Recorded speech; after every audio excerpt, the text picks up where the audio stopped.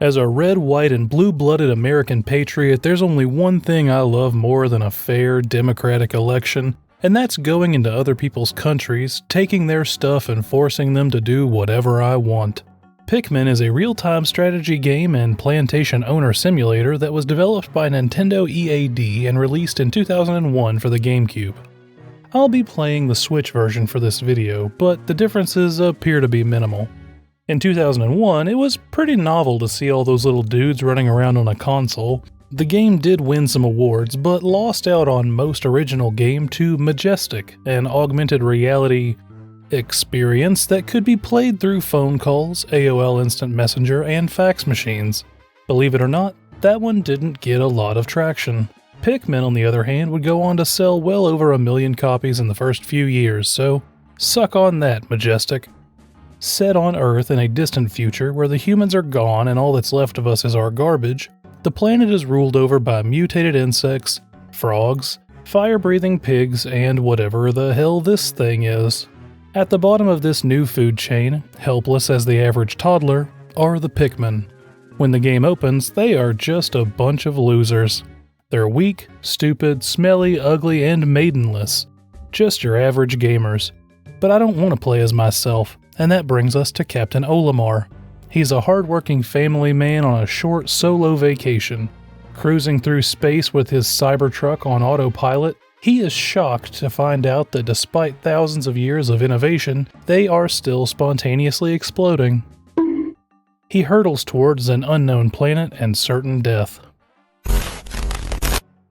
Captain's log, stardate 8675309.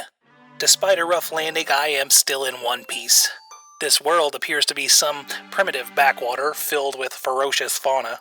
Terrifying as it is, I can't sit around and hope for rescue. My spacesuit is intact, but readings suggest that decades of social media discourse have rendered the atmosphere incredibly toxic. My life support will only last 30 of this planet's days. I have to repair the dolphin and escape. Mayhaps I will seek assistance from this planet's denizens. End of log.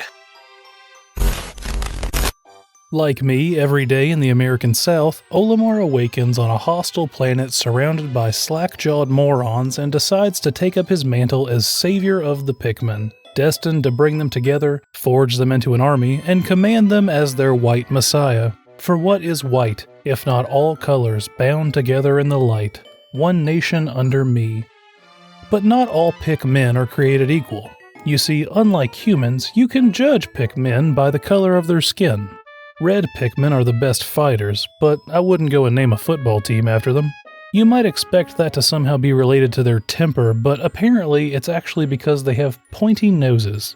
They're also immune to fire, which seems pretty obvious in retrospect, but there isn't any fire in the first 2 levels you explore, so I lost more than a few good soldiers before I figured that out. The yellow Pikmin are smaller than the rest. Some studies claim that they're only 4.9 inches or 12.4 centimeters long on average, but as always, it's not about their size, but how you use them. Their dainty figure allows them to fly farther when thrown, and they're the only Pikmin that will pick up these little bomb rocks. These are handy in a fight and mandatory for destroying some types of walls, but be careful. Those balls are quick to blow, and if you're in the splash zone, they'll go off right in your face. Lastly, the blue Pikmin are less useful in a fight, but very important for traversal as they're the only Pikmin able to breathe in water.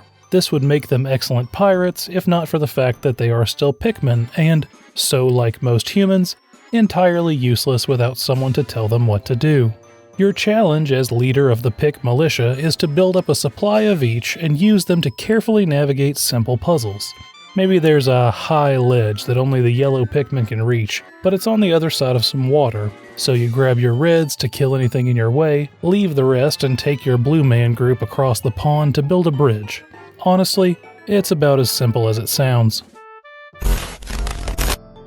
Captain's log, stardate Sum 41, Blink 182. It's been 4 days since my less than glamorous arrival, and I've made a decision. I will raise and guide these savages, living beside them until I am able to escape. I've been accepted among the natives as one of their own. I've decided to call them Pikmin. They'll pick anything, pick flowers, pick up my stuff, even pick a fight. If I told them to, they'd probably pick my nose. Oh, I kid. Watching the young Pikmin running around with their leaves shaking in the breeze, they remind me of my own family. I hope I'll be back to them soon. End of log. Now, you might not expect a game with Pikmin's aesthetics to have much in the way of a skill ceiling, and that would be fair. It looks, and in many ways plays, like baby's first Zerg rush, but there are some optional mechanics that the savvy player, can use to their advantage. For one, Pikmin have a life cycle. The leaf on their head will turn into a bud and then a flower if you feed them a special nectar, but you can also leave the sprouts in the ground and come back later or even overnight to better followers.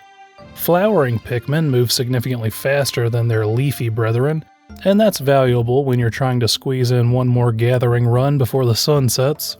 Most of the progress you make in a level doesn't reset overnight either, so you can take a day to explore, tear down some walls, and kill some enemies, and then come back the next day to carry your ship pieces back. I didn't understand this at first, but you don't have to be at your ship when the sun goes down either. As long as the Pikmin that aren't under their onions are actively following you, they won't be left behind, though anything that they were carrying, except ship parts that didn't make it back to base, will be gone the next day. Captain's Log, Stardate 1773420-69.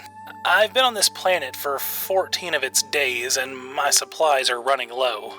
I've grown sick of the flavor of nutrient paste and my own recycled urine.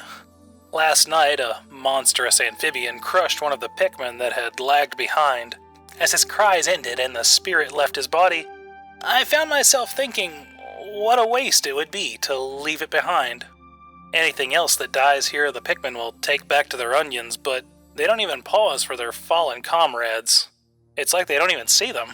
I sent them away, and when I was finally alone, I took a small part, just an arm. After the sun had gone down, I couldn't resist tasting the Pik flesh. It was red and savory. The juices ran down my chin. Why are they so juicy? Suddenly my plate was empty, and I was licking my fingers clean.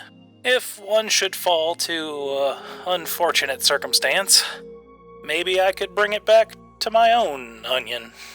Just one. Pikmin is a lot of fun, though it doesn't have much of a story. It's more like a series of small, timed puzzles, and the timer isn't particularly strict. On my first playthrough, I got out with all 30 parts in just 22 days. The biggest difficulty is not losing troops as your cloud of tiny idiots do their best to drown themselves or get eaten. It's also a game that's actually pretty respectful of your time, at least as far as real-time strategy games go. Each day is only around 15 minutes long, so if things go tragically wrong, you can bail out and reload. I don't think it was an option on the original Gamecube release, but on the Switch and Wii versions you can actually go back to previous days too. So you don't have to start all over if everything does blow up. Once you get the first few ship parts, the rest will be marked on your map, and then it's just a matter of figuring out how to get to them or kill whatever's guarding them. Though of course you won't be the one doing the fighting. Captain Olimar is very small and doesn't pack much of a punch, but like any good middle manager, he's more than happy to tell others what to do and take credit for their labor, even if it kills them. He'll happily chuck Pikmin into the literal jaws of death for his own survival and profit. Which brings me to the thought that dawned on me about halfway through the game. You see, Olimar needs to rebuild his ship to save his own life, but he doesn't need all of the lost parts to do that, and since he's not the sharpest light bulb in the shed, he also doesn't know which ones are optional. To get all those parts back, we use the Pikmin as tools, but we know they're alive. We even know that they have souls because we can see them floating up out of the dead. What is the life of one white tourist worth? How many Pikmin need to die so that he can live? This screen goes up to 4 digits. Is 10,000 dead Pikmin too many? What if it's not even for his life? What if it's for his piggy bank? I wasn't joking about the colonialism. It's interesting to feel my relationship to the Pikmin change over the course of the game. In the first few days, each Pik man or woman was precious, each life sacred. I would painstakingly root the hordes around sleeping giants and call in the drowners who slipped off the beach. When I heard their tiny, pained cries and saw their little souls leave their bodies, a part of my heart would break. These creatures trusted me. They needed my protection, and I failed them. Captain's log N177013. I don't know if I will ever escape this world. After 3 weeks in the bush, I decided to take a pick wife. At least I think so. They don't have any discernible sexual characteristics, and the only pick hole I've found looks like the throat of this planet's sea turtles. One morning, to my horror, I awoke to a freakish half-pick space man baby sprouting from the dirt. I was forced to throw it and the pick mother into a nearby lake. Their cries haunt me, but my family back home must never know. The other pick men say nothing, but I see their eyes in the dark, shining in silent judgment. I'll have to remind them of their place. But as the days passed and the death tolls rose, that same heart that broke for the death of a single pick man began to harden. When a stone crushed 5, that was a tragedy.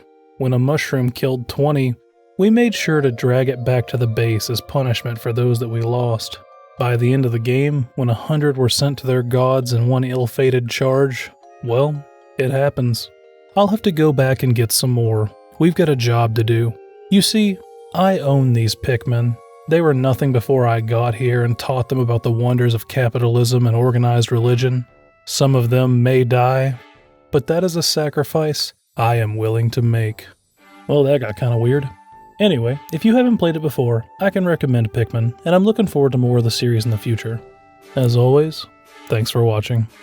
Hey, it's the after video part, and I'll keep it brief, but in case you missed it, I split off a second channel that I'm calling KalTheSkeleton for stuff that's more essay-like. If you saw my videos on mouthwashing, Eastshade, naissance, dread delusion, that kind of stuff, the YouTube algorithm didn't really seem to know what to do with videos like that when it was mixed in with stuff like this and Maximo. If you liked those videos and want more like that too, maybe subscribe over there. To kick things off, I did a 48-hour video jam with the essay library on the theme of Journey, and since I'm a basic bitch, I talked about the game Journey and my own journey of making stuff for YouTube, and I think it turned out alright.